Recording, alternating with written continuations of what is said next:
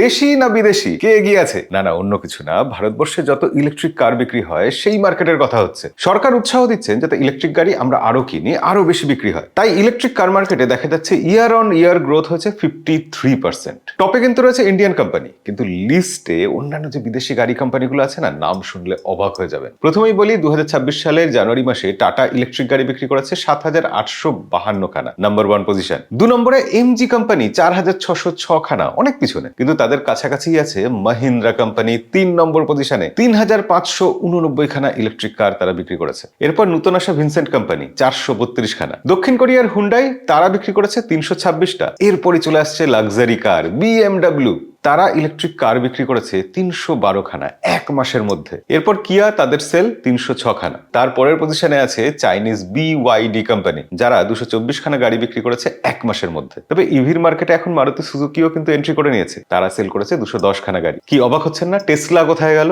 এরপর লিস্টে রয়েছে মার্সিডিজ বেঞ্জ, তারপরে রয়েছে টেসলা, তারা বিক্রি করেছে এক মাসে 37 খানা গাড়ি। তারপর আছে ভলভো, রোলস রয়েস এবং পোর্শে। ইয়েস, রোলস রয়েসেরও ইভি বিক্রি হয় ইন্ডিয়াতে, মাত্র 2 খানা, কিন্তু বিক্রিত হয়েছে। এমনকি পোর্শা পর্যন্ত তাদের 1 খানা ইলেকট্রিক ভেহিকেল বিক্রি করে ফেলেছে ইন্ডিয়াতে। এরপর ইউরোপিয়ান ইউনিয়ন থেকে গাড়ি আমদানি করার যখন ট্যাক্স কমে যাবে, তখন ইন্ডিয়াতে ইউরোপ থেকে আমদানি করার লাক্সারি ইভি কি আরো বেশি বিক্রি হবে? কি মনে হয় আপনার? কমেন্টে লিখে জানাবেন অবশ্যই। আর এরকম ভিডিও দেখার জন্য আমাদেরকে ফলো করে রাখবেন।